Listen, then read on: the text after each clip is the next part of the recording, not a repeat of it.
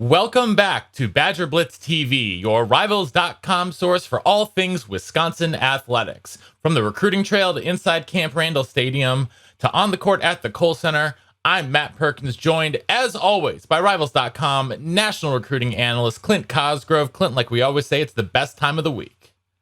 Best time of the week, best day of the week, best hour of the week. Ready to talk some ball. Yeah, let's get into it. So if you've been living under a rock, well, first of all, congratulations. You've been able to get through a lot. Obviously, Wisconsin dismissed head coach Paul Chryst this week. The defensive coordinator, former star safety Jim Leonhard, your former teammate, is now the head coach. If you want to get our deep thoughts into sort of big picture stuff, go listen to the podcast that Clint and I did with Matt Bernstein, Believe in Badger Football. We spent 75 minutes talking about it, doing a lot of big picture stuff. I'd highly recommend, tapping into that for some thoughts. We've seen Clint all over the place on Rivals.com, dropping some of his knowledge as well. For today, though, we are going to be sticking mostly to the recruiting aspect. But the one thing I want to talk with you, Clint, before we really get into recruiting is with Coach Chryst now obviously not on the field, there is one spot for an on-the-field coach. They can add one more coach for the rest of the season. How do you think the team needs to address that? I mean, there's a number of ways that you can go about it.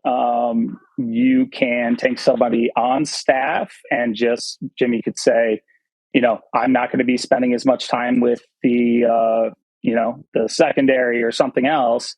And then, kind of take responsibilities that he had before and delegate them to somebody else. So like Alva Hansbrough, for instance, who works in the recruiting department now, who was a defensive analyst before.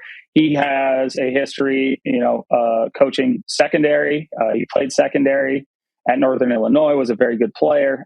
He's also been a special teams coordinator at Eastern Illinois. And so sometimes you look within the staff and you say, okay, we can't afford to be down a coach, and we're going to put somebody on the field right away.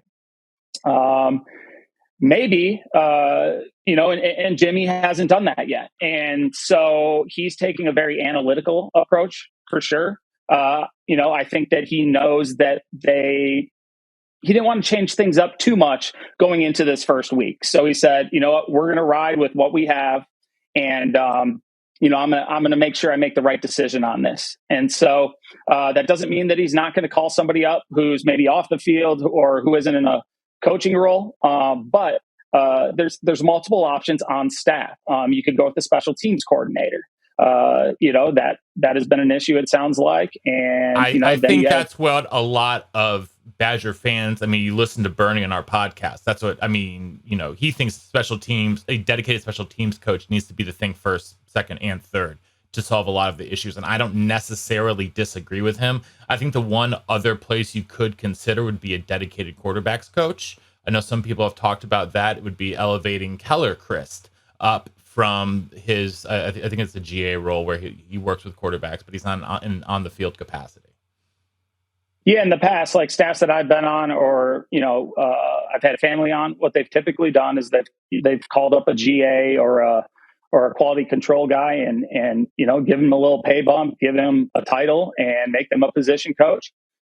So that is a very real possibility. The one thing that comes to mind is, since he hasn't made the decision yet, and I think, there's already a lot of change, and he's probably not trying to change up too much. So there's two ways of thinking. The one, he's just going to make sure he makes the right decision, going to, kind of do a self-scout and do a deep dive on what the team needs. And if he can fill that role from within house, go ahead and do it. The other thing that makes me think, or makes me think the reason he hasn't done it is you can get a little creative with this. So he could say, who's the best recruiter on our staff? And I'm going to give them an on-the-field role so they become a counter that can now go on the road. We don't necessarily need them for game prep, but what they can do is go on the road. They can secure commits. They can be dedicated to recruiting, try to flip guys, whatever it may be. That could be somebody on staff. That can be somebody from the outside. He could literally call up an out-of-work coach who's a stud recruiter or something like that and because there's guys out there. I doubt you hire somebody from a different team right now. Not many coaches would be willing to, to leave their squad mid-season. That's also a pretty bad look to go out and poach someone mid-season. I think that is. I mean, like, the rules of engagement have clearly changed in the past dozen years, but poaching a coach from another staff mid-season, even that seems a bit beyond what a team would be willing to do. Yeah, no. But everything's on the table because he's got a limited amount of time to make a big impression. Mm-hmm. And his first and foremost responsibility is making Wisconsin the best program that they can be. So I don't think it would come from another Power 5 school. It might come from the FCS ranks. And, it'd be ballsy for a coach to do it because they're leaving their team high and dry. But that's a possibility as well. So there's just so many options. I do kind of like how he has taken the time because it's not showing that he's panicking and he's just got to throw somebody into a role. He wants to make sure he's doing it the right way because there is a lot of season left and signing days in December. And so you have to consider a number of things. Am I doing this, pulling somebody up just to do it because I can? Or is there another way I can play this to make the most out of it? So I really think all options are on the table. The likely end goal is I think he'll look at this first game, this first week of preparation and say, okay, what did we struggle with? And is there something that I could do by adding another assistant from off of the field role or a GA role or something like that can fill that hole to make us a better team moving forward? And I think it's, if he's taking that approach, that's pretty smart because you don't want to risk an entire season, on one decision. Not saying that this decision makes or breaks the season, but you don't want to do it hasty. And when you feel confident that, we have the pieces in place, the coaches in place to go to Northwestern, put up a game and hopefully win. So I think that's the approach. He wants to get settled. He wants to get everything, get his feet down. This is his first time as a head coach. Yes, he knows the program in and out, but he's proving that he wants to do it the right way. And we know how intelligent he is. I mean, he's going to have a plan, and when he puts it in place, I'll be very confident with whatever he does.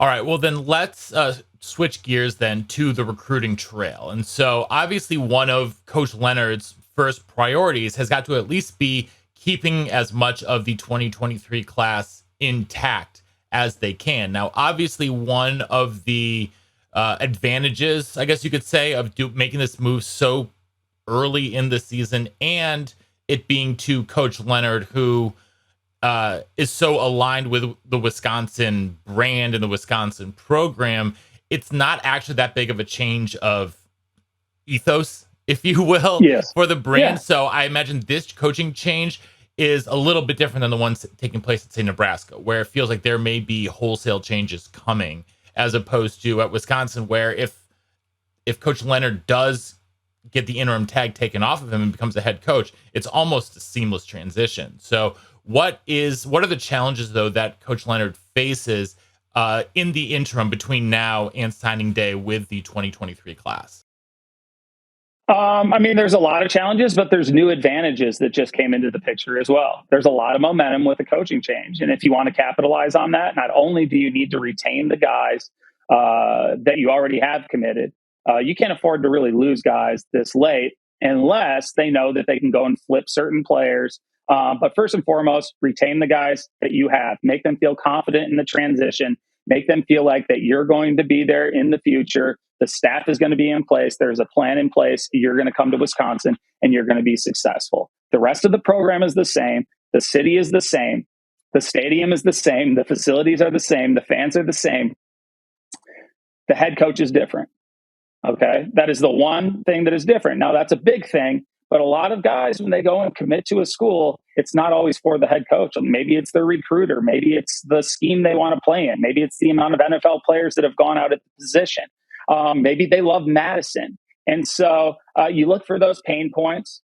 If any are obvious, you try to nip those in the bud right away, make them feel confident about their decision. Tell them that nothing has changed. Yes, the man in charge has, but the program is still the same. And if anything, we're going to be making improvements moving forward. They've shown their willingness to invest in this program. As crappy as it is, it came at the cost of the head coach who has won a lot of games, but it came at the cost of double-digit millions, which shows if they're doing that, they're willing to invest. And with these new Big Ten contracts and deals and TV deals, there's a little more money floating around, and you're going to have to be a lot more aggressive. And so I think he can sell. He can counter any pain point for a recruit who's on the fence about leaving now, and then he can sell how things are only getting better moving forward. So he needs to attack it like, I'm going to be the guy here, not only this year but next year. There is stability in this program. There's a reason that they chose me, and you're going to be playing for me when you get up there. And before signing day, players would probably know. So it would be smart to keep them in the boat right now, keep them confident, cover any things that they're worried about. And then the other thing you got to do is let's capitalize on this momentum. Let's go and see guys that maybe we were in it with. In my 3-point stance, I had 4 guys that if I was, Coach Leonard and staff, that I would target right away. 2 of them being guys who had Wisconsin in their Final Four or Final Two. Khalil Tate, it was really a toss-up between Iowa and Wisconsin. He chose Iowa, and he said, the programs are very similar. I think he had a better connection with Coach Ferentz, but he was very close with Coach Leonard too. So it was a hard decision for him. So a guy like him, maybe he says, okay, and you look at the safety depth at Iowa, and he might not play right away there. Not saying he would at Wisconsin, but we don't have 5-star safeties at Wisconsin sitting in the backfield. Iowa has that in freshmen right now. So, there's a number of ways you can spin it, but I do think you have to capitalize on that momentum. They've struck out on quarterbacks. Let's go back and look at Lincoln. Wisconsin was one of four finalists, the only other Power 5 finalists outside of Washington who we commit to. And, maybe the change at the top is intriguing for him. And then you hear rumors about Kalen DeBoer maybe going somewhere else because he's done well. So you can play a lot of things to your advantage, but I do think you need to capitalize. The other 2 guys that I mentioned in that were Malachi Coleman. He has a top 7. He seems pretty locked into that top 7, but this is a 6'5", 200-pound plus kid who runs 10.4 in the 100 meters. He can play receiver. He can play edge. This is the second most freakiest athlete in this class. He'd be the freakiest athlete in most if it wasn't for Nicholas Harbor, who runs like 10.2 and he's 230 pounds, So that's a guy that I make say no. His commitment date, yes, September 22nd, right around the corner. But I make a kid like that say no before I move on. It doesn't hurt to prod to see if there is any interest, to come up with a plan that intrigues him. Like schools that are recruiting Malachi, some are saying you're going to play offense, you're going to play receiver for the first or on offense, and then on third down we're going to bring you in as a pass rusher. So you come up with unique plans to incentivize these kids to look into the program and try to capitalize on that momentum. Another kid that I mentioned was Gilbert, the defensive lineman, top 225, top 2, I don't remember, maybe number 218 in the nation, who's committed to Purdue. Wisconsin had offered. I'm not sure how hard they pursued. They did not make his final list. But again, I'm a defensive lineman. Coach Leonard's the head coach now. They send defensive linemen to the NFL.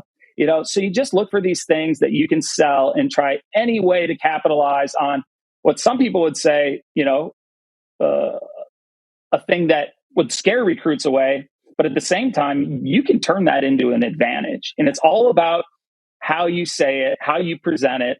And I think, if they want to, and they're willing to put in the work, they can go after some big boys and potentially flip or land them.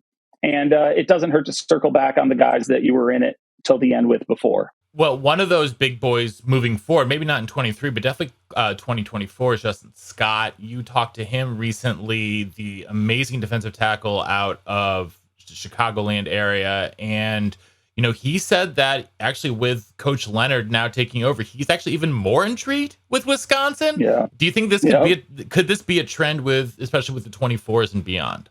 And if so, why? I really think it could be. Justin wants to stay close to home. So right now, Ohio State has made a big impression on him. Notre Dame has been big with him. Now he is going to visit Miami this weekend, and his recruitment has a long way to go. He's one of 12 5-stars in the nation. The crazy thing is he's the number one defensive tackle in the nation. He's probably the best offensive lineman I've seen in the past year, too. So he brings a lot of versatility. Not only is he an absolute freak, kid's 6'5", 315, runs a legit. He's like the sixth fastest kid on their team. And he's only played football for 2 years. I mean, this kid is a first round talent, in the waiting. And I haven't talked to a number of kids. I haven't asked any other kids that question. Okay, now with Jim Leonhard in charge, I know you were interested in Wisconsin. Does that deter or does that change anything? And he went straight. I was shocked the way he said. He's like, I connected with Coach Leonhard, knowing that he is in charge. I went up there and sat down and watched film with him for an hour. He's like, I already felt like I was part of the team. And I don't know if he had that connection with the head coach. And the head coach isn't always the most involved in recruiting. Some schools that is, like, Coach Fleck up at Minnesota. He's going to be the lead recruiter. And he's darn good at it, too. So I think that is something. It's a great point that you brought up. There's going to be some kids who are like, okay, because you hear a lot when you talk to these guys, I want to play in Coach Leonhard's defense. He's a genius of a defensive coach. But it wasn't always, hey, I want to go up there and play for the head coach at Wisconsin. Nothing, against Coach Chryst. Some schools, I'll never hear the head coach's name out of a kid's mouth when they're talking about him. Others, you do. So it's really, I don't know, you're kind of, I don't know how to describe it, but I mean, I do think we're going to see more of that because he has connected with a number of defensive players, especially, and they like his pedigree. They like that he sat down and talked ball with them, because that's Coach Leonhard does. He loves ball. He loves X's and O's. He loves teaching. He loves connecting with kids.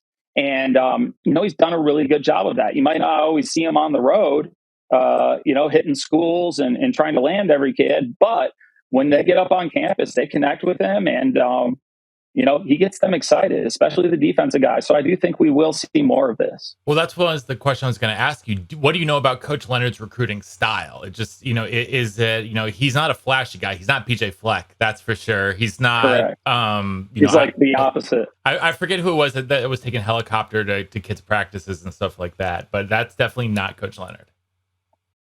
Yeah. I think a number of coaches have landed their helicopter right outside the stadium for a kid's game to make a big show. I mean, Coach Drinkowitz showed up in a dump truck to Caden Green's high school, to put something on to get the kids excited, to get people talking about it. Part of that is a marketing technique. It is. And that grabs kids' attention. It really does. People wouldn't be talking about a coach going to a random high school game if they didn't show up in that helicopter. So anytime somebody's talking about your program, that's a positive. Recruiting style, I really don't know.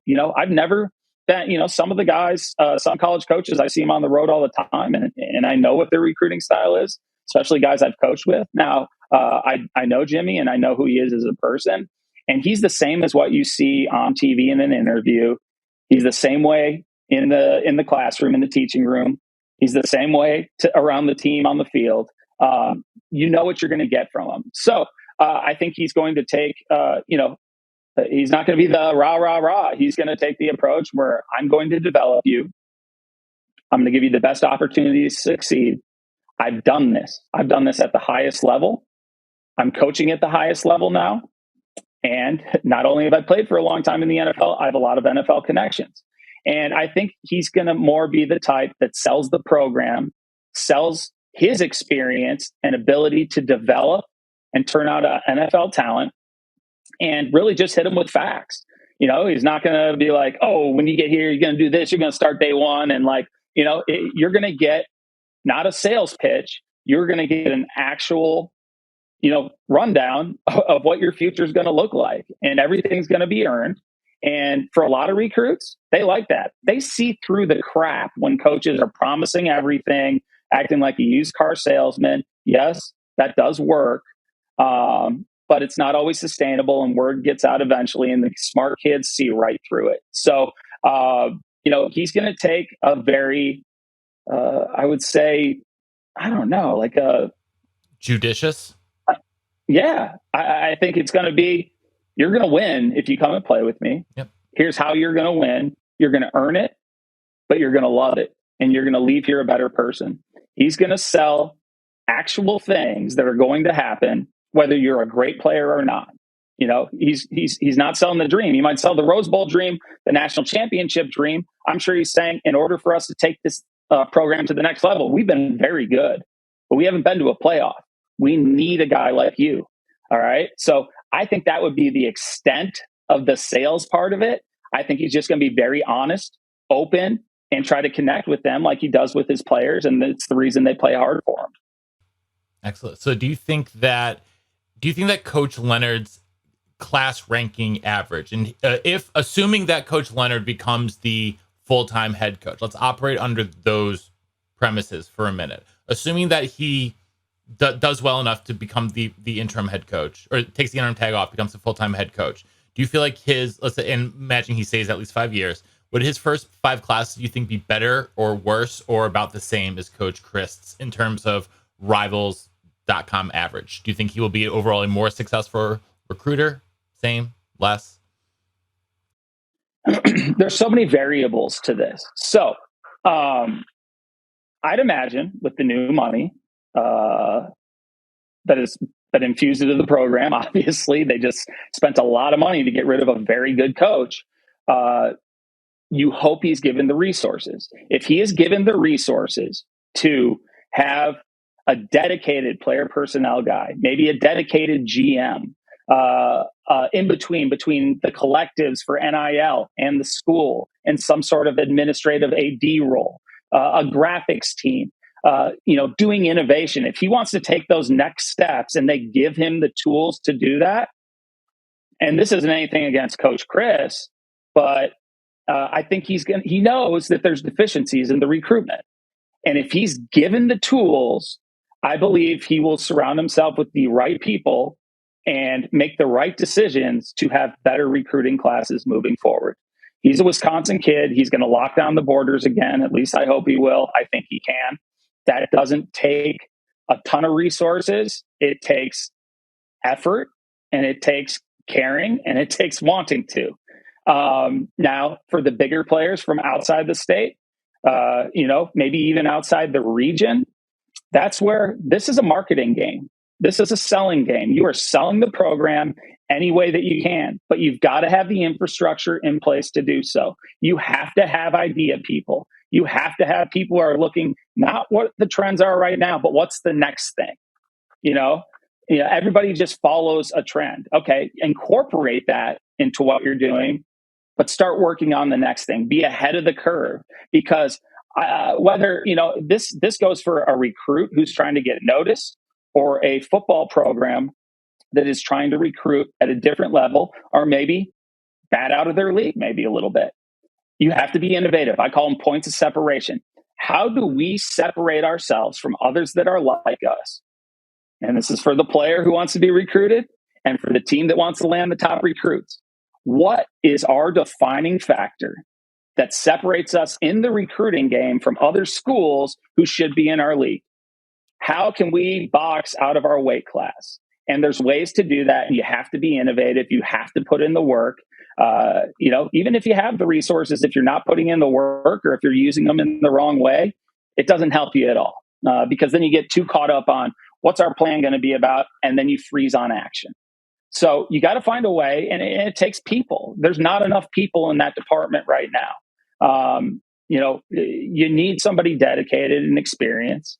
You need guys who can flat out recruit, and you need to market the program. What's the next thing? How do we separate ourselves, and how do we leverage what we have on this staff, on this team, to land top recruits that maybe we haven't in the past? And you got to be willing to take those chances. Don't be like, I'm not going to waste my time with him. He'll never come here. How do you know if you don't try?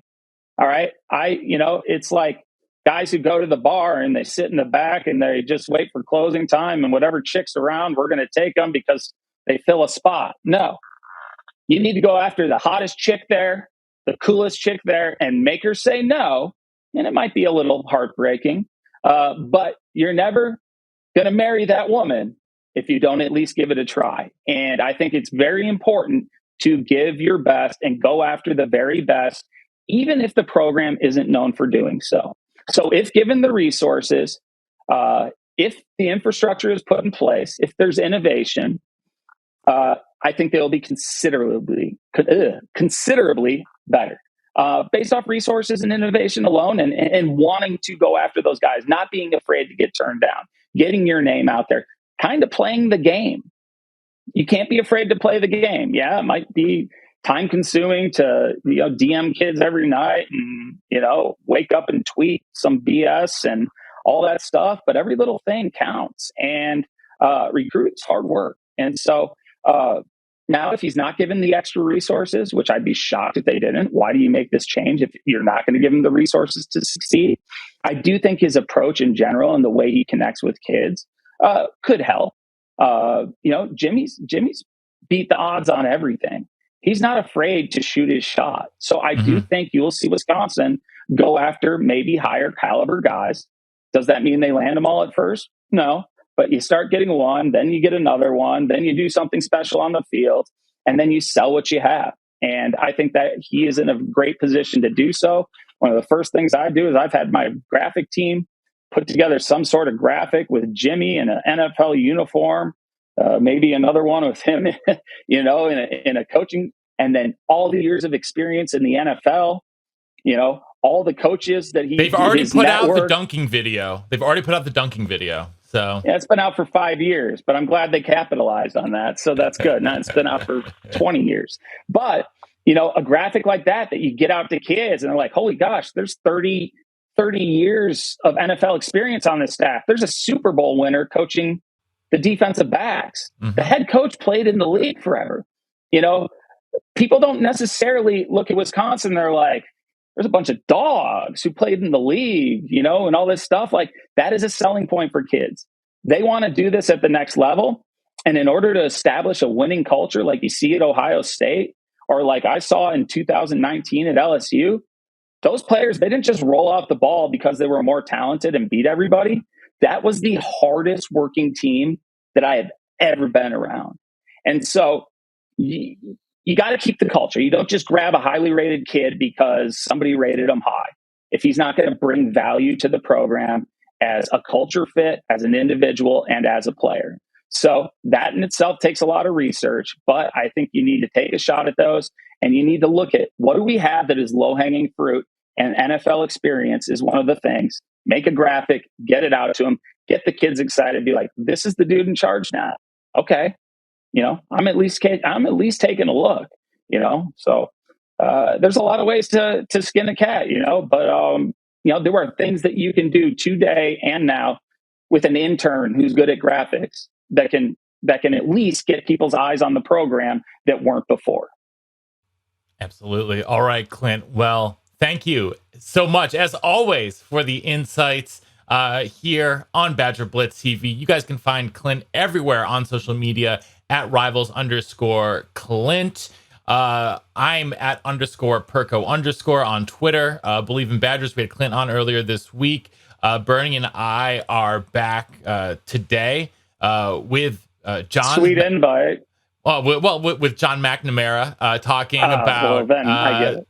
More fallout from Paul Chryst.